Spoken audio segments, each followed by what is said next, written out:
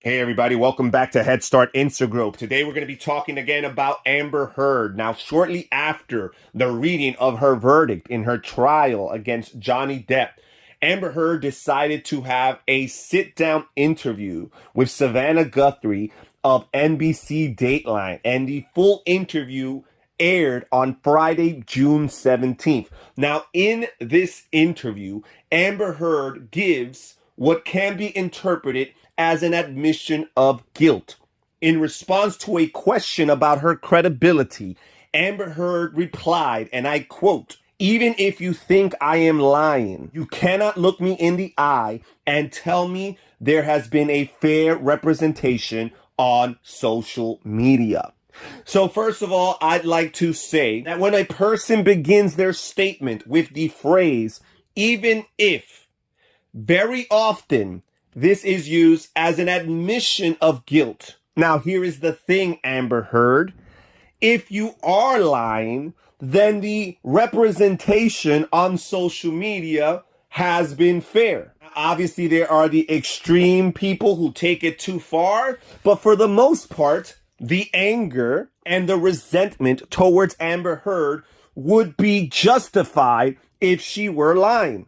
Now, the even if statement not only serves as an admission of guilt, but it's also a slick way for Amber Heard to not have to directly interact with the question at hand, questioning her credibility. She rather not interact with that reality, dismiss it, brush it to the side, and get to her point, the point that she's trying to make, which is that social media has been unfair to her and that social media somehow had an impact on the outcome of her trial. Now, one of the jurors from this trial anonymously reported that none of the jurors were influenced by social media. None of them were currently following social media during the trial.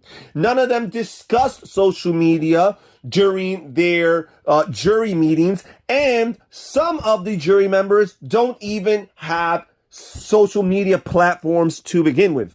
Now, later on in this same Dateline interview, Amber Heard, when asked about her donation, the $7 million that she claimed to have donated to the ACLU and to the Children's Hospital, first of all, she used the same lame excuse that she had used during the trial, where she said that to her, pledge and donate are synonymous. They mean the same thing. But when questioned and challenged by Savannah Guthrie, her reply was, and I quote, "I shouldn't have to have donated in an effort to be believed." And this is the second admission of guilt within the same interview time by Amber Heard.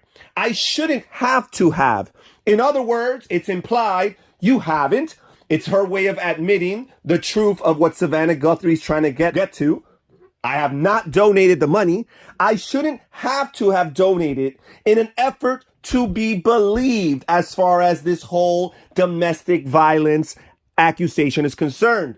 But that's exactly what she is confessing to. This entire charade of donating this money to these organizations was all done originally in an interview in an effort to convince other people that she was innocent. Nobody said that she had donated the money for that purpose. It's her own words that betray her.